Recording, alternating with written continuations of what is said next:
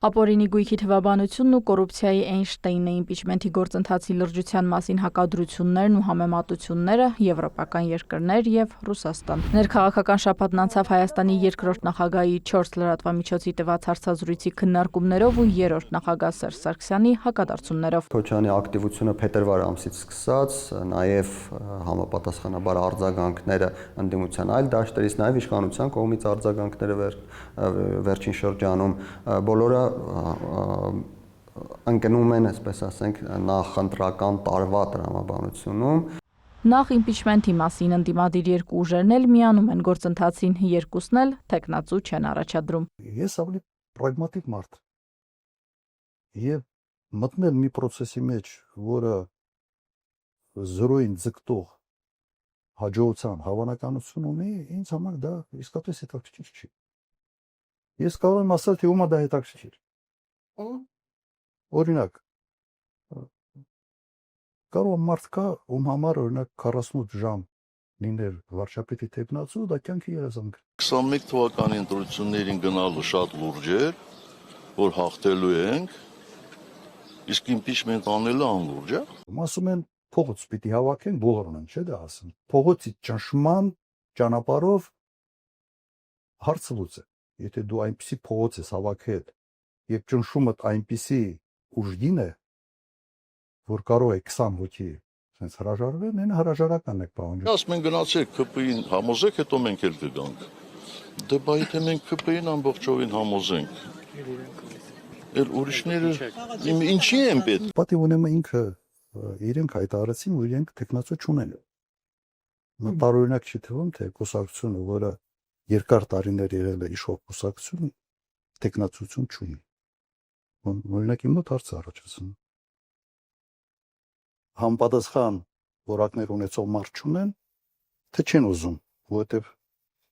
հեռանկարը չեն տեսնում։ Մենք ի տարբերություն շատ-շատերի գիտակցում ենք, որ եթե մենք տեխնացու առաջադրենք, ապա հակադրությունը ոչ միայն ԿՊ-ի կողմից է լինելու։ Շատ պարզ է, չէ՞։ Ավելի մեծ հակադրություն է։ Մենք փորձում ենք գնալ ավելի քիչ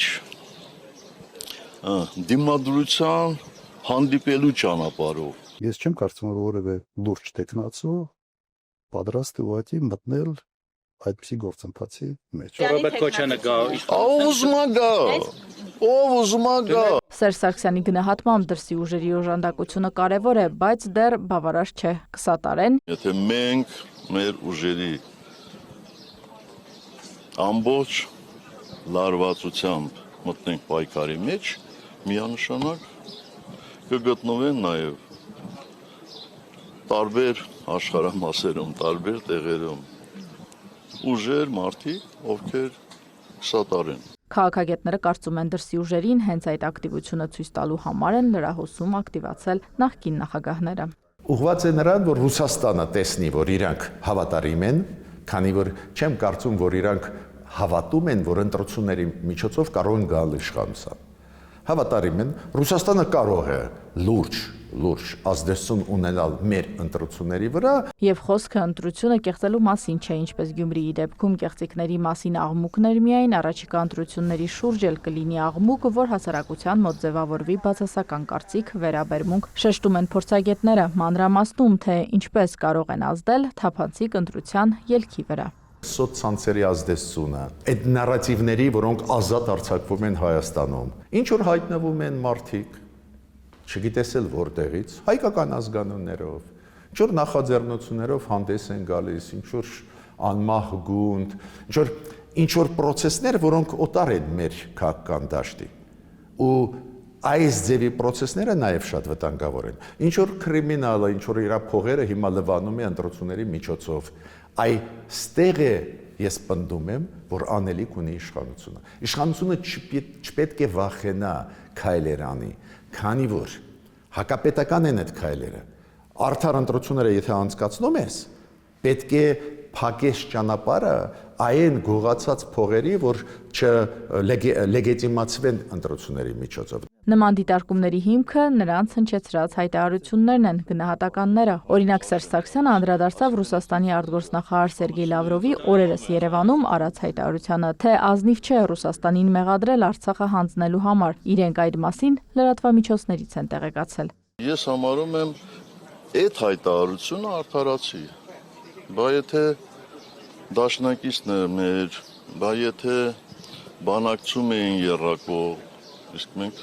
շատ ենք, չէ, տարիներով ականատես ենք եղել այդ երրակողմ բանակցություններին, ու հետո գնում են մեկ այլ տեղ, մեկ այլ հայտարարություն են անում։ Արդյոք այդ բանակցության կողմերից մեկը չպետք է ասի, եթե մեզ մարդատեղ չեք դնում, մեզնից ինչ եք ուզում։ Ոչ մի նոր գաղափար չկա։ Ռուսաստան եւ վերջ։ Շատ կարճ եթե ձևակերպենք, ասած է այդ մարդկանց, Ռուսաստան եւ վերջ, այլ ընտրանք չկա։ Ռուսաստանը որևէ կերպ այս ամբողջ իրավիճակում մեղքի բաժին չունի։ Մեղքի բաժին գիտեք, երևի կարող է Ռուսաստանը ինչ ասել։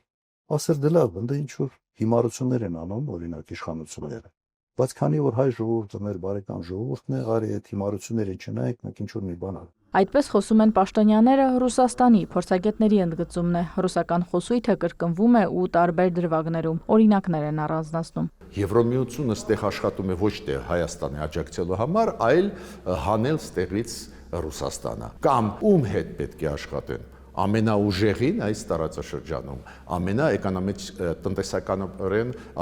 ազդեցիկ։ Ու ասեց այլ ընտրանք չկա։ Եվրոպացի կարող է Հայաստանում որևէ անվտանգային հարց լուծել, միամտություն է կամ մանկամտություն է, դա ճիշտ։ Ոչինչ չկա։ Հա, Մակրոնը ինչ որ մի սիրուն հայտարարություն կանի, մենք ուրախանանք, միգուցե ոնց Հայաստանի վարչապետին մի հատ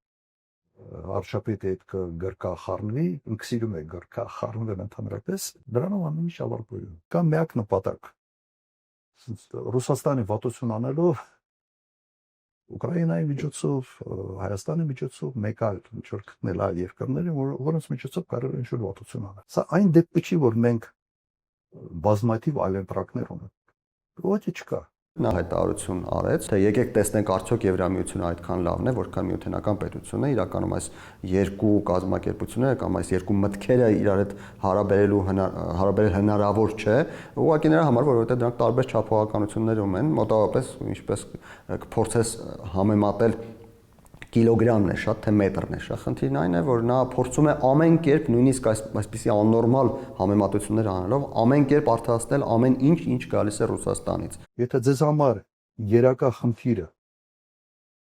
ինքնիշխանությունն է, Եվրոմիությունից ինչքան հեռու մնաս, ինքն Նախկինների ենթադրյալ ապօրինի գույքն ու ներկաների իբր կոռուպցիոն վարքը դատախազության հայտարարությունը չսահմանափակվեց ազգային ժողովի մեղադրանք արդարացումներով։ Ռոբերտ Քոչարյանը մի քանի լրատվամիջոցին տված հարցազրույցի ժամանակ հայտարարեց. Նիկոլ Փաշինյանը լրիվ նոր խոսք է ասել կոռուպցիայի գործը։ Սա ֆենոմենալ է։ Ես իրեն համարում եմ կոռուպցիայի Էյնշտեյն։ Ես հիմնավոր կասկած ունեմ, որ այսօր Նիկոլ Փաշինյանը Հայաստանի Հանրապետության ամենից հարուստ մարդն է։ Ես իրենից մի 10 անգամ 15 անգամ չգիտեմ որտեղ է, նույնիսկ ասում եմ դաժե обидно։ Նիկոլ Փաշինյանը պետք է դատի տա։ Որ մարդիկ ոնց ասեք, ապացուցեք, որ երկար խոսում ես, որ խախտում են ընտրությունները եւ այլ կամ գողանում են, գիտեք, տպավորությունը, որ կարող է դա կա։ Ու այդ երիտասարդ սերունդը, որը ակտիվ է, գրագետ է Հայաստանում, բայց այնուամենայնիվ պատմությունը չգիտի։ Իրանք չեն հիշում ինչ էր կատարվում Քոչարյանի եւ Սերժ Սարգսյանի ժամանակ, իրանք առանձին դեպքերում կարող է հավատալ։ Ուրեմն իշխանությունը պետք է տեղափոխի նաեւ պայքարը կոռուպցիայի դեմ, պայքարը այդ ստերի դեմ, նաև իրավական դաշտ։ Լսարանի մեծ մասը ընդհանրապես ստուգման հետևից չի գնում, լսարանի մեծ մասը լսում է, կրկնում է եւ ինքը հավատում է դրան։ Բացարձակ կարևոր չէ այդ մարդկանց համար Նիկոլ Փաշինյանը իրականում գրպանել է, չի գրպանել կամ ապացույցներ կան, չկան, բուն հայտարարության փաստն է հետաքրքիր, ոչ թե այդ հայտարարությունը իրականություն է, թե ոչ։ Փորձագետները կարծում են, կոռուպցիոն դրվագներ այսօր էլ կան, այս տարիներին քիչ չեն եղել նաև պաշտոնյաները, որոնք կաշառք վերցնելու կասկածանքով մեղադրվել են, այսօր էլ լրահոսում այդպիսի հրապարակումներ կան։ Հիմա իրանք խաղում են, գիտեք ինչի վրա, որ իշխանությունը այնուամենայնիվ օրենքի շրջանակներում ուզում է անել։ Օրենքի շրջանակներում շատ դանդաղ է ամեն ինչ գրում։ Դու պետք է օրենքով շարժվես, բայց մի քիչ բրտես այդ process-ը։ Հանձնարարականներ գործադիր մարմինների 10, որ արագ պատրաստեն։ 22 անշարժ գույքը նաև ավելի քան 20 միլիարդ դրամ։ Սա արդեն դատախազության ներկայացրած գույքային պահանջն է Քոչարյաններից, իսկ որտեղից այդ գույքը այդքան գումարը։ 6-7 թվականներից մինչև հիմա քանի տարում շնորհքով կիրթ զավակներն այ ունենալով չի կարող դա ունենալ։ Ինչի ցավալը էս սա նկարագրածից անգամներով քիչ է։ Քիչ են կարող։ Հիմա իմ անուն այստեղ դերակատարություն ունեցել է թե ոչ։ Ենթադրում եմ, որ ունեցել է։ Ունեցել է այն առումով, որ վստահություն կա, որ այս ընտանիքը քծոտ չի, որ մի բան պայմանավորվում են բիզնեսի առումով անում են միջև վերջ։ Դու այդ ռեպուտացիան ունենալով, կապեր ունենալով, որտեղ հիմնական մենք ինչ ունենք, հիմնական մասը դա նախադասությունից հետո է։ Բայց օրինակ ձեր գույքերի մի մասը վերագրվում է մինչև 2008 թվականին, բա դրանք որտեղից եթե այդ ժամանակ դու պաշտոնյա էիր, առավել եւս քո որդիներն էլ այդ ժամանակ դեռևս պատանիներ էին։ Նախագահությունից առաջ թե հետո Քոչարյանի ընտանիքի բիզնեսների ժամանակագրությունը ուսումնասիրել է Civilnet-ի փաստերի ստուգման թիմը, բաց աղբյուրների եւ պետական ռեգիստրների ուսումնասիրությամբ ներկայացրել, թե երբ են Քոչարյանի ընտանիքի անդամները ներգրավել իրավաբանական տարբեր կազմակերպություններում, բիզնեսներում։ Այսպիսով, ինչպես նախագահության, այնպես էլ դրան հաջորդող տարիներին Քոչարյանի ընտանիքի անդամները զբաղվել են բիզնեսով։ Պետական ռեգիստրի տվյալները փաստում են, որ Քոչարյանների ընտանիքի բիզնեսների զգալի մասը հիմնվել է հենց նրա նախագահության տարիներին։ Երկու ժամանոց հարցազրույցում Քոչարյանը խոսեց նաև 2018-ի հեղափոխության մասին։ Ես զանգեցի եւ խոսում եմ դու վիճակը ոնց ես գնահատում։ Պրոբլեմա ինձ տարբեր տեղից ուղղակի սա են ասում։ Պրոբլեմա ծնագնդի պես սա գնում է դեպի լրիվ այլ ուղղություն։ Կոնտրոլը կորցնելու եք։ Ինքը շատ հանգիստ ասեց, ոչ պրոբլեմ չկա, ամեն ինչ կոնտրոլի տակ։ Ինձ դա զարմացրեց։ Ասի վստահ ես, երեմի երկու անգամ ես նույն հարցը կրկնեցի։ Շատ հանգիստ ասում ամեն ինչ կոնտրոլի տակ։ Մի քանի օր հետո հրաժարական տվեց։ Երբեք լսել եք այդպիսի բառ, կոնտրոլի բառ։ Ես չունեմ այդպիսի բառ։ Այդպիսի բառապաշար։ Ինձ հարցեր մի ուղղեք։ Գնացեք եւ դիտեք, եթե չեք դիտել իմ հարցազրույցները 18 թվականի մասին, ժամերով խոսել եմ։ Դրանից